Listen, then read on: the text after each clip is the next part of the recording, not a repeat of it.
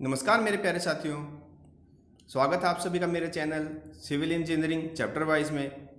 आज की वीडियो से हम स्टार्ट करने जा रहे हैं रिपेयर मेंटेनेंस ऑफ बिल्डिंग, जो कि हमारा एक सब्जेक्ट है, उसका नया चैप्टर जो कि है यूनिट 5 और उसका नाम है material for repair maintenance and protection.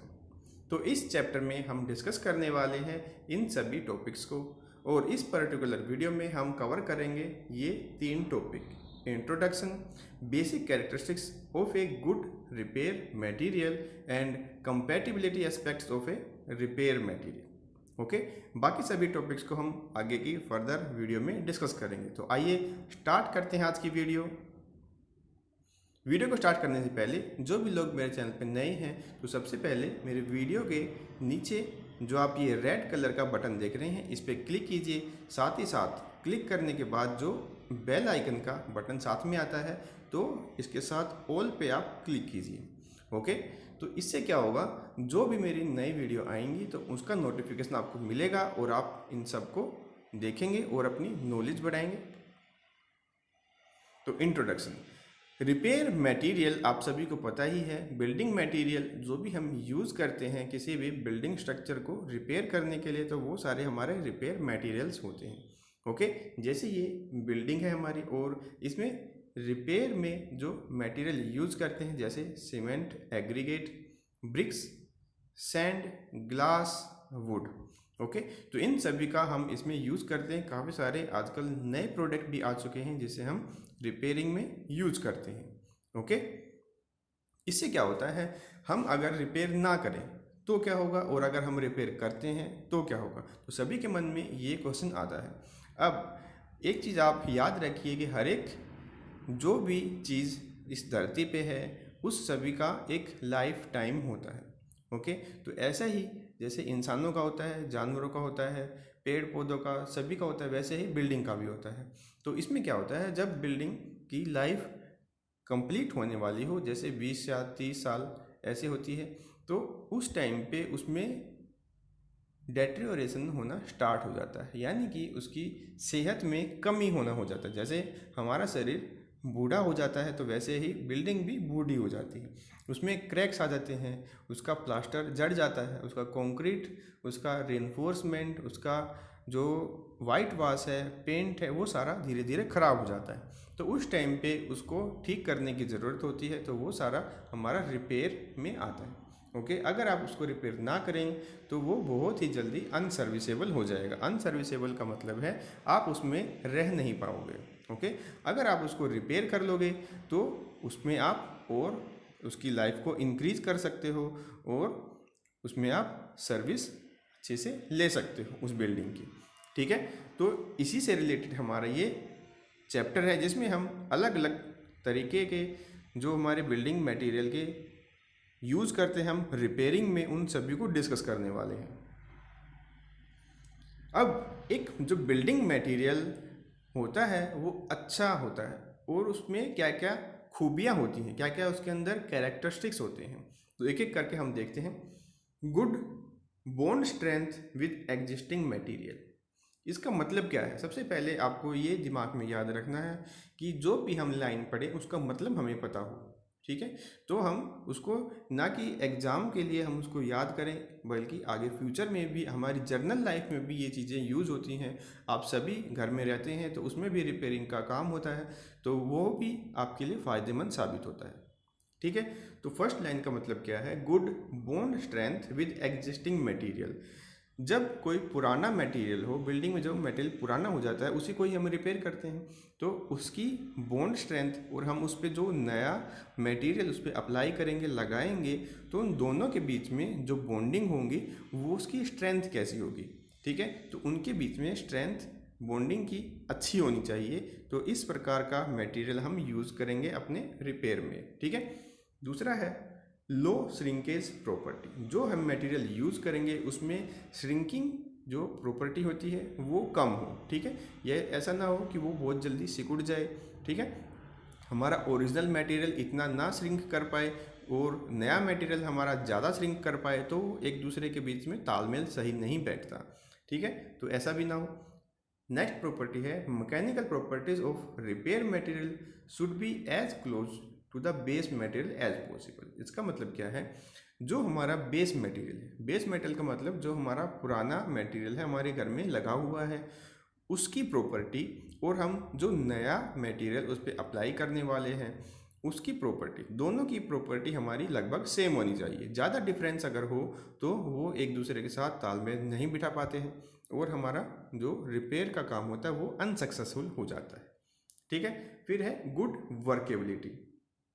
जो भी मटेरियल हम इसमें यूज़ करेंगे उस पर हम वर्केबल ईजी कर सकें। वर्केबिलिटी का मतलब आप सभी को पता होगा, आप सभी सिविल इंजीनियर हैं। वर्केबिलिटी का मतलब होता है किसी भी मटेरियल के साथ हम कुछ प्रोसेस करते हैं, उसको बनाते हैं, उसको मिक्स करते हैं, उसको अप्लाई करते हैं। ठीक है, तो ये सारे प्रोसेस जो हमारे होते हैं कंबाइन, अगर इसको हम बोलते हैं तो वर्केबिलिटी, उसके हम काम करने का जो हमारा तरीका होता है वो ईजी हो जाए। ठीक है, फिर है रिक्विजिट हार्डनिंग प्रॉपर्टी। रिक्विजिट का मतलब होता है जो हमारी हार्डनिंग प्रॉपर्टी है, जो ओरिजिनल हमारा मटेरियल है बिल्डिंग में लगा हुआ, पुराना मटेरियल है, उसकी प्रॉपर्टी और जो हमारा नया हम मटेरियल उस पर लगाएंगे, दोनों की हार्डनिंग प्रॉपर्टी सेम हो। ठीक है, यानी कि डिज़ायरेबल हो। ये ऐसा ना हो कि हमारा पुराना मटेरियल ज़्यादा हार्ड हो और आप जो नया मटेरियल उस पर यूज़ कर रहे हैं वो कम हार्ड हो, तो उनके बीच में कंपैटिबिलिटी, जो तालमेल है वो अच्छे से नहीं हो पाएगा। ठीक है, तो उनके बीच में दोनों के हार्डनिंग प्रॉपर्टी हमारी सेम होनी चाहिए। ओके, फिर है coefficient of thermal expansion of repair material should B compatible with the base material. Okay, thermal expansion ये सभी भी आपके बारे में, आप इंजीनियर हो, आप सभी को थर्मल एक्सपेंशन ये बहुत ही कॉमन और लगभग यूनिवर्सल डिफेक्ट है, एक प्रॉपर्टी भी है ये, जो बिल्डिंग मटेरियल में या काफ़ी जगह पे हम इसका ध्यान में रख के ही डिज़ाइन करते हैं। इसका मतलब क्या है, जब भी थर्मल यानी कि टेम्परेचर डिफरेंस होता है, टेम्परेचर हाई होता है, तो आपका जो कोई भी मटेरियल है वो फैलता है, यानी कि एक्सपेंड करता है गर्मी के कारण। ओके, आप सभी को पता है। और जब टेम्परेचर कम होता है तो वो सिकुड़ता है, ठीक है, श्रिंक करता है। तो ये जो प्रॉपर्टी है हमारा ओरिजिनल मटेरियल यानी कि जो हमारा पुराना मटेरियल है बिल्डिंग में लगा हुआ, उसकी प्रॉपर्टी थर्मल एक्सपेंशन जितना करेगा वो, और नया हमारा मटेरियल जो हम लगाएंगे वो भी उतना ही एक्सपेंड कर सके। ठीक है, अगर उसमें एक्सपेंशन या कॉन्ट्रैक्शन में डिफरेंस होगा तो मटेरियल में क्रैक्स आ जाएंगे। ठीक है, जो कि फ़ायदेमंद नहीं होगा। नेक्स्ट है the repair material should have low air and water permeability. ठीक है, जो रिपेयर मटेरियल है उसके अंदर हवा और पानी परमिएबल ना हो, अंदर ना घुस पाए।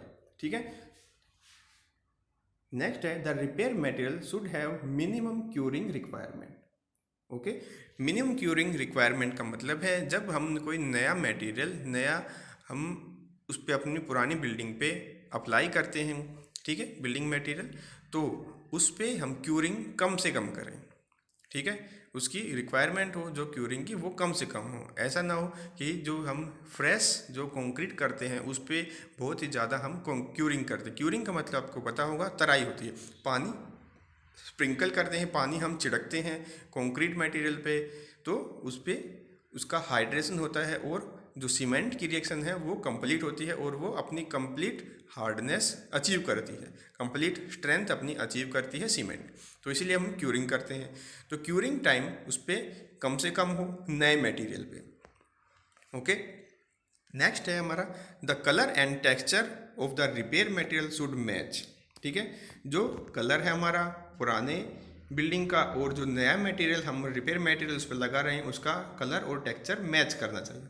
ओके, नेक्स्ट हमारा the repair material should be safe in use for worker and should be environment friendly. Okay, जो मटेरियल हम अपनी बिल्डिंग पे अब लगा रहे हैं वो इन्वायरमेंट फ्रेंडली भी होना चाहिए और जो वर्कर उस पर काम कर रहे हैं उनकी सेहत पे भी इसका बुरा प्रभाव नहीं पड़ना चाहिए।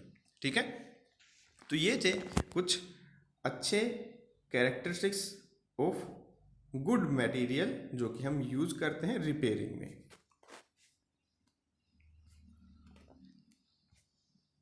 नेक्स्ट है कंपैटिबिलिटी एस्पेक्ट्स। कंपैटिबिलिटी एस्पेक्ट्स जो हम अभी भी डिस्कस कर चुके हैं, तालमेल पुराने और नए के बीच में, ठीक है, पुराने और नए के बीच में क्या क्या तालमेल होनी चाहिए। The compatibility means consistent structural behaviour of repair material with the original material, ठीक है। यही हमने डिस्कस किया था कि जो हमारा पुराना मटेरियल बिल्डिंग में लगा हुआ है उसी के प्रॉपर्टी के अकॉर्डिंग ही हम दूसरा मटेरियल जो उस पर लगाएंगे वो होना चाहिए, यानी कि दोनों के बीच में तालमेल होना चाहिए, दोनों की प्रॉपर्टी भी लगभग सेम होनी चाहिए, ठीक है। Hence compatibility means the repair material and original building material are having the same properties, okay. दोनों के बीच में सेम प्रॉपर्टीज होनी चाहिए, दोनों एक ही टाइप की यूनिट की तरह बिहेव करें, एक ही उसमें बॉन्ड हो ताकि वो फेल ना हो पाए, ओके। अब इसमें कुछ कंपैटिबिलिटी एस्पेक्ट्स जैसे दो इसमें दिए गए हैं। फर्स्ट है compatible mechanical properties and strength, okay. दोनों मटेरियल के बीच में मैकेनिकल प्रॉपर्टी और स्ट्रेंथ की कंपैटिबल होना चाहिए। और दूसरा हमारा compatible coefficient of thermal expansion, ये हमने पहले भी डिस्कस किया, अभी भी डिस्कस किया है। थर्मल एक्सपेंशन का जो कोफिशिएंट है दोनों मटेरियल के बीच में, पुराने और नए मटेरियल के बीच में सेम होना चाहिए, ओके। आगे और अच्छे से इसको डिस्कस करेंगे। ये देखिए मैकेनिकल प्रॉपर्टीज़, मैकेनिकल प्रॉपर्टीज़ का मतलब क्या है, उसकी अंदर की स्ट्रेंथ, हार्डनेस और भी जो हमारी प्रॉपर्टीज़ होती हैं वो सारी लगभग सेम हो, ठीक है। फॉर एग्जांपल हम इस फिगर में देखिए आप, ये कंक्रीट की क्यूब का कास्टिंग की जा रही है। आप देख सकते हैं 4 अलग अलग इसमें क्यूब हैं, और हम अगर एग्जांपल के तौर पे माने, एज्यूम करें तो एक हमने ले ली M15 की क्यूब, ओके, एक हमने M20, M25, M30। तो क्या इन सभी की मैकेनिकल प्रॉपर्टीज सेम होंगी? नहीं, बिल्कुल भी सेम नहीं होंगी, ठीक है। M15 का मतलब होता है जो भी कंक्रीट है उसकी ग्रेड और उसकी कंप्रेसिव स्ट्रेंथ की वैल्यू ये दर्शाता है, ठीक है। तो ऐसा ही इसमें बताया गया है, अगर कंक्रीट जो हम यूज़ कर चुके हैं अपनी पुरानी बिल्डिंग में उसकी ग्रेड M15 की है और अब हमें उसको रिपेयर करना है, ठीक है, तो उसमें हम M15 की जगह M20 लगा सकते हैं या M10 भी लगा सकते हैं। तो ये इसमें बताया जा रहा है, ठीक है। तो ऐसा बिल्कुल भी ना किया जाए। M15 की ग्रेड की अगर कंक्रीट हमने पहले यूज़ की है तो आज के टाइम पे अगर हम उसको रिपेयर कर रहे हैं तो वहाँ पर भी M15 ग्रेड की ही कंक्रीट हम यूज़ करेंगे, ठीक है, ना तो उससे ज़्यादा ग्रेड की ना तो उससे कम ग्रेड की, ताकि हमारी जो मैकेनिकल प्रॉपर्टीज़ है, उसकी स्ट्रेंथ है, उसकी हार्डनेस है, वो सारी सेम हो, ठीक है। तो ये थी हमारी कंपैटिबल मैकेनिकल प्रॉपर्टीज़। इसके करने से हमारा क्या होगा, दोनों जो मटेरियल है पुराना और नया, उन दोनों के बीच में अच्छा तालमेल होगा और वो एक यूनिट की तरह बिहेव करेंगे और हमारा स्ट्रक्चर है वो काफ़ी लंबे टाइम के लिए और सरवाइव कर सकता है, ठीक है। अब देखते हैं नेक्स्ट। आप सभी को ये पता ही है, जैसे इस फिगर में आप देखिए, थोड़ा और अच्छे से एक्सप्लेन करने की कोशिश कर रहा हूँ मैं। जैसे ग्लास, फर्स्ट मटेरियल हमारा ग्लास है, दूसरा है स्टील और कंक्रीट, तीसरा है एल्युमिनियम और लास्ट हमारा न्यूप्रिन रबर। जब सनलाइट यानी कि धूप में अगर इन सब को रख दिया जाता है तो ये एक्सपेंड कितना कितना करते हैं। देखिए ग्लास सबसे कम करता है 0.85 mm, स्टील कंक्रीट लगभग सेम एक्सपेंड करते हैं। तो इसीलिए आप याद रखिए दोनों का कोफिशिएंट ऑफ थर्मल एक्सपेंशन लगभग सेम है। तो इसीलिए हम कंक्रीट में स्टील का यूज़ करते हैं ताकि दोनों एक्सपेंड भी सेम वे में करें और कॉन्टैक्ट भी सेम वे में करें, ठीक है। एल्युमिनियम का थोड़ा और ज़्यादा है और न्यूप्रिन रबर लगभग सबसे ज़्यादा, इन सारों में सबसे ज़्यादा हमारा गर्मी की वजह से ये लंबाई इसकी बढ़ जाती है, लगभग 12 mm काफ़ी ज़्यादा होती है। तो आप सभी देखिए जब भी गर्मी होती है तो ये सारे मटेरियल एक्सपेंड करते हैं यानी कि फैल जाते हैं, और जब ठंड होगी तो ये कॉन्टैक्ट कर जाएंगे, ठीक है। तो इसकी वजह से मटेरियल में क्रैक्स आते हैं। तो इसीलिए हम उसमें थोड़ा सा स्पेस या फिर अब कहें तो एक जॉइंट हम उसमें प्रोवाइड करते हैं ताकि वो कॉन्ट्रैक्शन और एक्सपेंशन उसमें थोड़ा सा अलाउ कर सके और हमारा स्ट्रक्चर सेफ रहे। ठीक है, तो ये थी हमारी जो बात थर्मल एक्सपेंशन से रिलेटेड थी। अब हमारी बात आती है यहाँ पे मटेरियल से रिलेटेड। पुराना हमारा मटेरियल, बिल्डिंग का मटेरियल जो उसका थर्मल कोफिशिएंट हो, एक्सपेंशन का कोफिशिएंट हो, वही हमारा नए मटेरियल का भी होना चाहिए ताकि दोनों में डिफरेंस ना हो। या ऐसा ना हो कि फॉर एग्जांपल मैं बात करूं, अगर हमारा पुराना मटेरियल गर्मी की वजह से 2 mm एक्सपेंड कर रहा है और नया हमारा मटेरियल हम उस पर अप्लाई करेंगे, उसका एक्सपेंशन उससे ज़्यादा हो, 4 mm का हो, तो उन दोनों के बीच में अच्छा तालमेल नहीं होगा।